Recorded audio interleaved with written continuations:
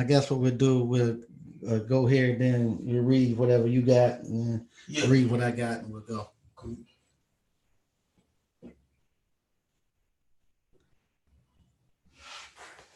Shout out to Omaha, Nebraska. Shout out to Vegas. Like it all. Yo, appreciate all 15 people that's watching. Yeah, here we go. We're here. Hey, how you doing? Appliance Boot Camp. This is Mike Sneed coming to you this afternoon. I got two people riding with me today. I got Ontario What's going on, everybody? from cell phone class. I got the man JT. Legend. There you go. What's up, everybody? What we're gonna be doing today? We're gonna be talking about marketing your dry vent cleaning class. Dry vent cleaning. As you know, October is coming. October is what we call Fire Prevention Month. You're gonna have a lot of television, like the news. You're gonna have a lot of fire departments actually doing like a promotion for fire prevention. And what you can do, this is a good time to get on the back of their promotion and actually start making some money. So this is a good time for you to make some money coming up for Christmas and in the year. Make some money so you be able to come to the Appliance Boot Camp next year. This is a good time now because you're gonna have all these promotions and all on TV telling everybody about fires and stuff and how to prevent fires. That you can actually now kind of ride that wave with them and actually start making some money. So what I'm going to do, I'm going to actually show you how I actually used to market my dry vent cleaning business. All right. The first thing I used to do, I used to send out an email. I'm going to show you my email flyer. And this email flyer, I made a lot of money with this. I when customers come to my actual website to create appointments, one of the things they have to do, they have to actually put in their email address. When they put in their email address, I got a database of probably maybe 25, 30,000 emails for over the years. And what I can do, this flyer you see right here, I can just email this to all of my customers. When I email this, you see what it says. It's just very simple. Help prevent dry fires. And I want to kind of catch on the emotions, believe it or not. I'm going to catch on the emotions, and you're going to see you're going to have a fire someplace where somebody's house is on fire. And I just give them a little bit of the history. Because like I say, you're going to have all your news stations, if they got kids, the school's going to be sending them back information, telling them, hey, it's fire prevention month. So what I tell them, so over time, your dry vent fills with lint that sneaks by your dryer filter. Fires can occur when lint builds up in the dryer or in the exhaust duct. Lint can block the flow of air, causing excessive heat buildup and longer drying times. The result of this lint buildup are higher utility bills, fire in some dryers, isolated incident, not all the time. The Consumer Product Report, you always want to state this when you're trying to sell your dry vent cleaner. The Consumer Product Safety Commission estimates that over 15,000 dryer-related fires occur each year, causing an estimated $97 million in property loss. So that's just your spiel when you're in front of the customer. You memorize that and just let them know that, hey, this is why you need to get your dryer vent clean. And what I used to do on mine, I have a little place where they could click. If they click here, it'll actually take them, let's see if it will, it'll take them right there where they can actually schedule. So they could click and go right there to schedule. Or I have where they could actually call to schedule their dryer vent cleaner.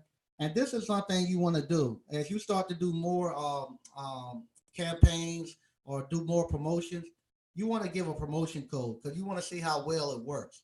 And what I do on my website, when they schedule how the dryer vent cleaning, they have a promo code, and this is the code they're putting in, EEO1. And I think that used to stand for electronic email O1. That's what that promotion code was. And what that would do, I could see how many of those promotion codes came through, and I can monitor how well my campaign was going. And I'll say they received a discounted price of $99. And when I would do this right here, I could not send the email out the next day, just like when we do Appliance Boot Camp. My email and my schedules will just get filled up with people getting dryer vent cleans. And then what you do when you go out and clean the dryer vent, you actually then try to put them on a schedule for at least 6 months out. You tell them, let me come back in 6 months. Just like when people go get their teeth cleaned before they leave the dentist already try to get his hand back in your pocket. You're gonna do the same thing with your dryer vent. But before you leave, you want to go ahead and reschedule them for 6 months out, or schedule them for the next year. A lot of times, what I like to do it, I like to do it every time the clocks change. Every time when we have to over here on the East Coast, we have daylight saving time. Whenever time we have to in the spring and the fall when we cannot change our clocks, I like to come out and clean that dryer vents. So that's one thing I would do. I would send out that email right there. I also would print out this. I would print this little flyer out. I would go out to Staples or someplace and probably print out maybe 50 to 60 of these little flyers right here. And what I could do in where I live at in North Carolina, and Clayton, North Carolina, they have the city of Raleigh. The city of Raleigh and the fire departments, they give a list. Like I can come here and I can say I want to get the fire report for September the 3rd, and I hit submit. And what they do, they give you a list of where all the fires happened for that week.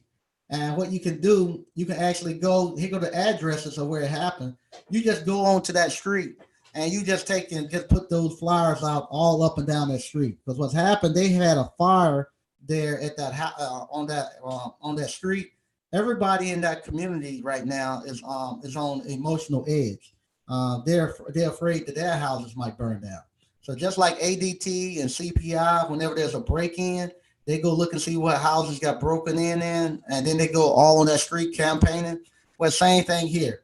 Whenever you see there's a fire, you go to all these streets and you just take and go up and down the street putting your flyers. You can't stick them inside people mailboxes. You can put them on the doors, or if you're gonna put them on the mailbox, you can put them right there on the flag and stuff. You can't put them inside. You put them inside, that's a federal offense. So just remember that. You can put them on the door, or you can put them right there on the flag.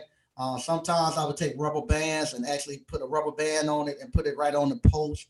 But yeah, just go up and down these streets and just put nothing but your flyers out. That's the other way you can market this. I didn't know that. Yeah, I didn't even know it was a federal offense. yeah, you can't.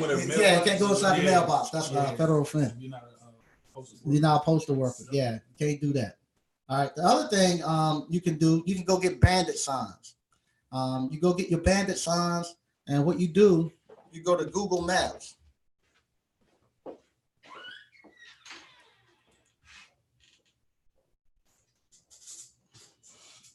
Let me get here. All right, you go to Google Maps, and depending on what area you want to target. So I'm here at my store. Right here, you see mattress by appointment. This is my store, and what you want to do, you want to see the main roads right here. This is a main highway 70. So this right here is a main highway 70. You know, a lot of traffic is going to be coming here trying to get to a main highway.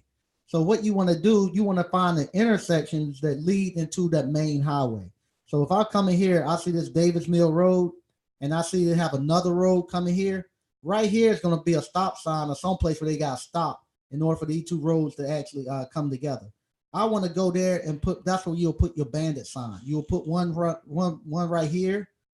You'll put one right here as they actually get on and off of 70. You'll come over here on this side, put one. And what you would do, you would actually just go all around this area of about. You want to take an area of about maybe 5 miles, or how big an area you want to service, and all the roads that lead to the main highway, you want to go out there and do your bandit signs. And yeah, you can show them that. So this is what a blank one looks like, and you can take a marker on it and write whatever, and it comes with some metal poles that you put in. Right. For those of you that don't know what a bandit sign is, yeah, you take those bandit signs, and the rule of thumb is people say you want to place at least 5 bandit signs every day.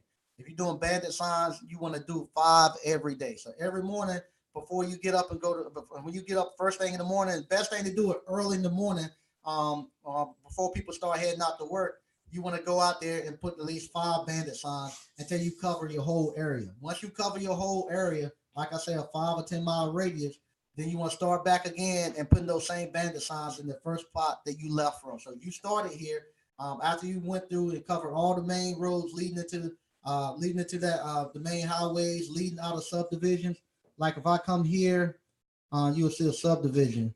Right here, the roads leading out of these little subdivisions right here. You want to make sure that you put bandit signs. You don't want to go inside the subdivision because then the homeowners associations and stuff, they will actually get mad at you. But the road that leads out of the subdivision to the main road, you want to put your bandit signs there, and you want to just keep carpeting that whole area, and you want to constantly just own that area. So eventually, what happened? Somebody's gonna keep seeing those signs, and somebody's gonna start to call you, and that's another way you can market your drive-in cleaning. And if you do that, and you consistent with it, and you're constantly going out looking at the fire reports and going on the streets where they have fires. If you constantly if you getting your email list, you can even post those to Facebook. You can make that little flyer and post it to Facebook or someplace, let people know that you're doing it. Also, go put it on Craigslist. Put it on Facebook Marketplace.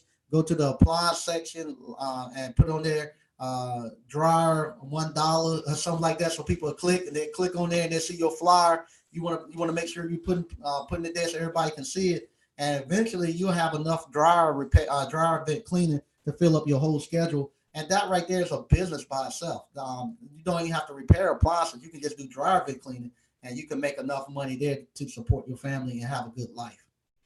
We have plenty of guys who have came to the appliance boot camp, who actually are doing drive-in cleaning, and they're making a killing at just cleaning drive-ins. I have one guy I spoke to today.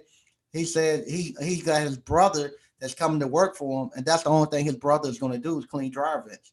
Another good place to go put your drive-in cleaning, go to condominiums and townhomes, apartment complexes. Go there and go to the person at the front desk and just say, hey, give them your card and give them your flyer and tell them you clean dryer vents, and you want to ask them, can you clean their dryer vents? Try to go to at least one or two of those a day. You're going to be marketing all the time. If you're not out cleaning dryer vents, you're going to be marketing, and that's how you actually fill up your schedule cleaning dryer vents. All right. So what we're going to do now, we're going to actually go to the actual. Mike, while you pulling that up, do you mind sharing with the people how much do you charge for a drive-in cleaning? I charge $99. And have you ever, or do you currently run into a problem with people not wanting to pay you or something like that? Nah, never had a problem with nobody never wanted to pay for the drive-in cleaning. Never. Okay, so you can easily do it. If you're already in there, especially if you already there doing a repair in somebody's house, it's just too easy not to do the drive-in. Most of the time, like when I interviewing Mike Check, most of the time with appliance repair, you're so busy you ain't got time to clean the drive vent. But just about any time I'm there, if I ask to clean the drive vent and give them the flyer, especially if I'm repairing the dryer, they'll go ahead and allow me to do it. So yeah, most of the time, if you're doing appliance repair, a lot of times you don't even have time to even clean the drive vent. All right. How many of these do you think you can comfortably do a day, Mike? And if you can answer it from the perspective of somebody that's new, because the vast majority of people, somebody's new, a new person can do 3 or 4 a day. Okay. Easy, 3 or 4 days. 300 to 400. Yeah, and drive in it's not no skill, just a little bit of back work. That's it. Just make sure you got what we call the appliance slide. Y'all seen the slides that we slide the appliances all up. Yeah, grab the appliance slide. You want to have appliance slides because you don't want to be messing up nobody's floors and damaging their floors.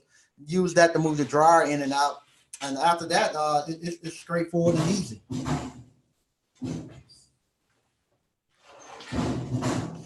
JT is gonna try to pull the slide out. If he don't, there you go. He don't fall down. That's exactly right. That's the appliance slide. Yeah, that's the appliance slide. That's where you put your you slide that up under your appliances, and you use that to move your appliances around throughout the house and protect the customer floors. All right. You want to go through your chat? Oh yeah, we can go through mine. All right. Yeah. So appreciate everybody that's watching it on my channel. Hit that thumbs up button. Comment where you're watching this from. We did it a little bit differently this time. For those of you that tuned in late, this is a little behind the scenes type angle you guys got. So you guys can let me know if you like it this way compared to the traditional way. But any questions you have about marketing your dryer vent cleaning business, go ahead and put it now. You can get a better angle or maybe a clearer angle of this on Appliance Bootcamp's YouTube channel. So let me see where we left off with it. Shout out to Vegas. Shout out to everybody that's watching this. For the online classes be integrated with ABC. This year they're not. We're talking about possibly doing it in the future. It's a good and creative look. Sometimes change is good. Appreciate that. Mm-hmm. Shout out to Nashville. Don't be scared, family. Hit that like button. Oakland, California. Good to see all again. Mike, Ontario, and last but not least, JT. So yeah, what's his page name? Appliance Bootcamp. Appliance Bootcamp is Mike's channel name. We already made the video showing you guys how to do dryer vent cleaning, but now we're showing you guys how to market the business. So you literally have no excuses. If you got a question about it, now is the time to put it. If you're watching this video live, if you watch it after the fact, put it down in the comment section. Also, when you come to Appliance Bootcamp, we actually show you how to. We have a dryer vent cleaning here. We show you how to clean dryer vents. Cool. Commute from RDU International is 2.5 hours to Salem. Oh, jumped up on me. Checking flights from CA, North Carolina. Right. Okay. And all right, some networking going on. Let me see. 2.5 hours to Selma. Nah. From where? RDU? About an hour. I think she's talking about Winston-Salem. You going? Oh, yes. You're going to Winston-Salem. Now you're going to Selma. Direction. You're going to Selma. SELMA. Okay. Yeah. Cool. The two questions that I see over here and other things is networking is where do you get an appliance slide and how much do they cost? Appliance slides are about $25. You can buy them at any of the appliance parts warehouses, or you can go online to Amazon. They have them there. All right. Mm-hmm. Those are the questions I have so far. Okay. All right. We're gonna see what we have going on here. Mario Gibson. Hey, how you doing? Space Age 3000. Hey, what's up? 89 Dr. Funk. Hey, how you doing? Kevin Roberts. Good evening, guys. All right. Lewis Jr. What's up, Lewis? All right. And Lewis, thanks for the super chat, Lewis. Thanks.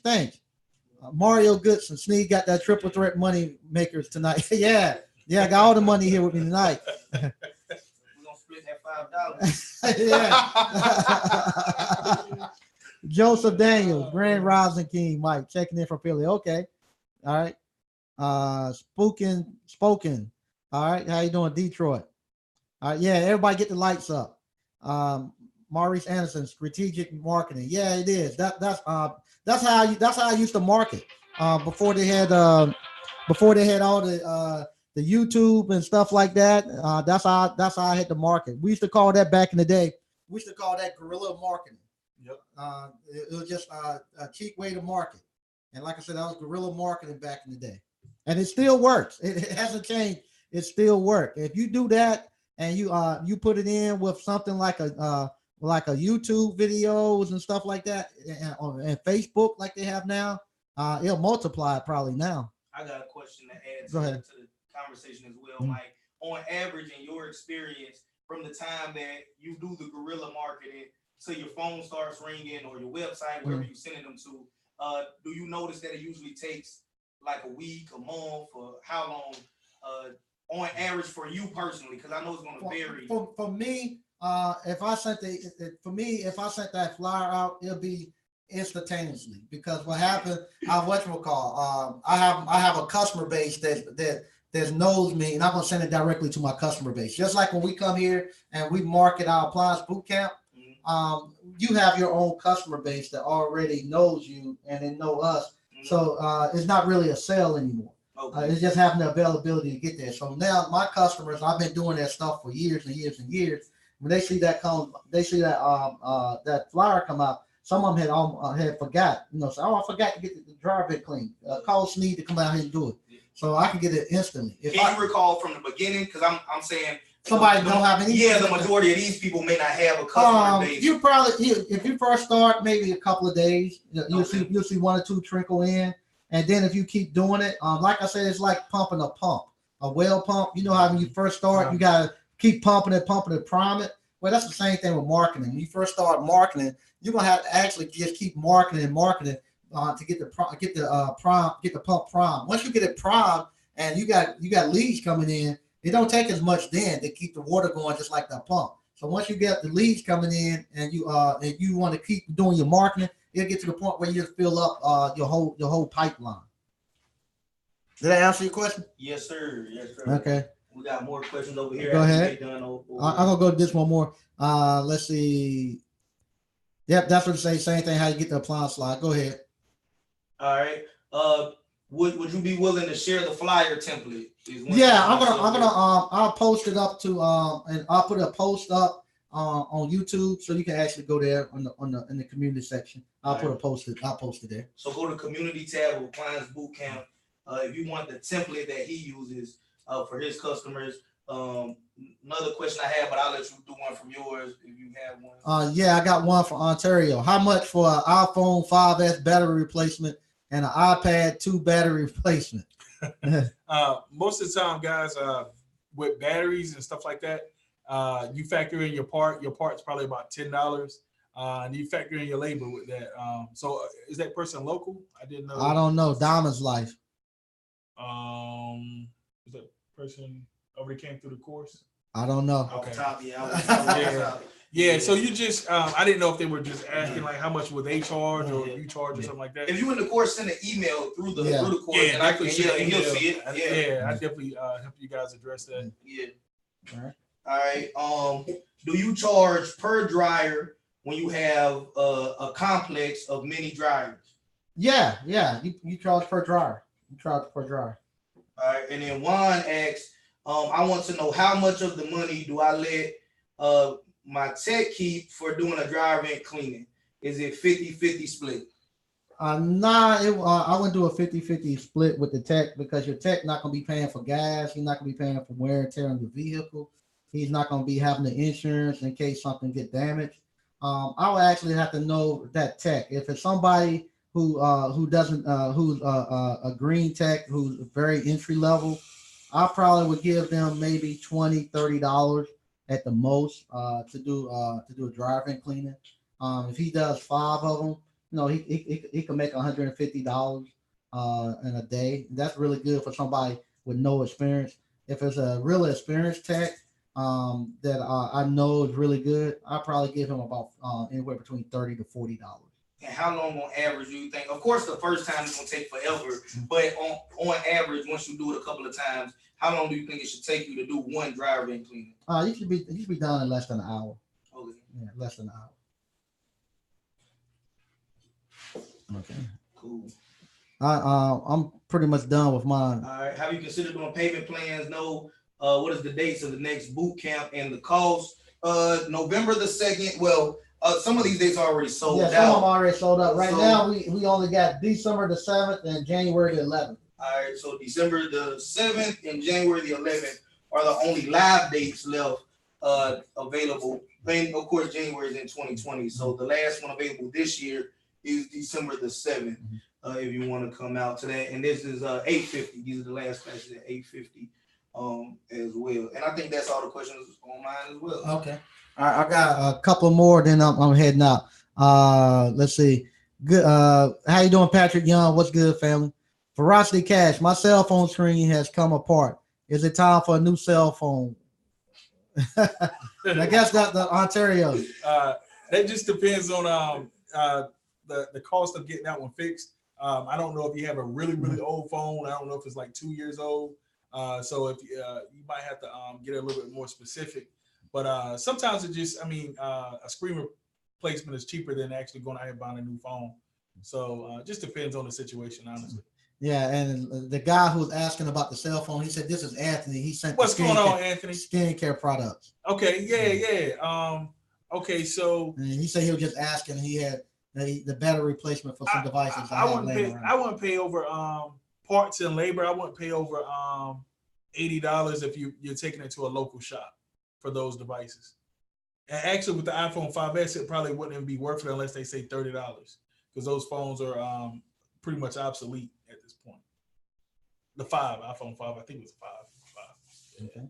All right. So there you have it. That's it on my channel. Just doing a different angle. We did it behind the scenes here. So let me know if you guys like the little behind the scenes. You got to see a little bit before we even started recording all the way up until here. But until next time, so my hustlers stay hustling. JT Hustles, I'm gone. And we going here too at Sneed Appliance Boot Camp. Thank you all.